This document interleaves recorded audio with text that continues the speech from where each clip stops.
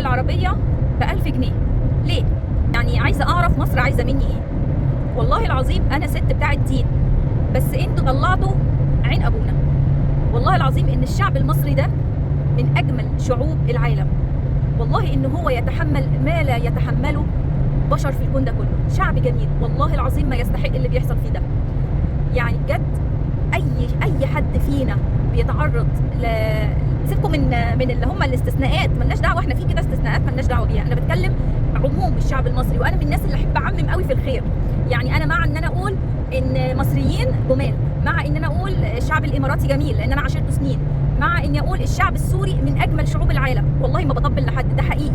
الناس دي عندها قمه اخلاق وضمير بجد. وانا دايما لما بشوف حد من السوريين عاملين استثمار او كده بقول لهم بجد انتوا بتشرفونا، وانتوا ناس محترمه جدا.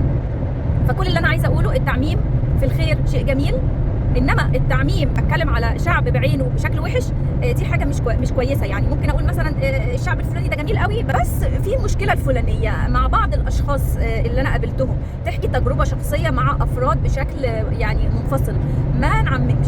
ليه بقى انا بقول الكلام ده؟ لان بجد والله العظيم شعب متعاطف، شعب جدع، شعب رجاله يقفوا مع الناس، يساندوا يساعدوا. التطبيل يعني انا بتشرف ان انا مصريه، وبتشرف ان انا من الشعب المصري ده، وماليش دعوه بقى انا كده كده محدش بيشوفني، فاتكلم براحتي. يعني انا الحمد لله. ولا ايه هتخطف يا ادهم؟ انا بحب بلدي والله، بس انا خلي بالك هتخطف. ابني بيقول لي هتتخطفي.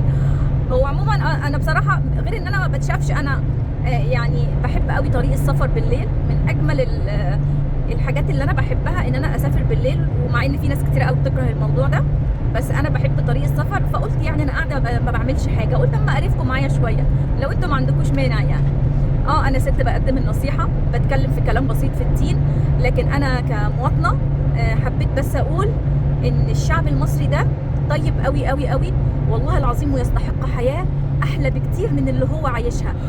واعتقد ان احنا حكومتنا تقدر توفر لنا الحياه دي، بس انا ما اعرفش فين الصعوبه. يعني انا مش هتخش في السياسه لان انا اصلا ماليش علاقه بالسياسه. والسلام عليكم ورحمه الله وبركاته. اعتبروها هرتله طريق.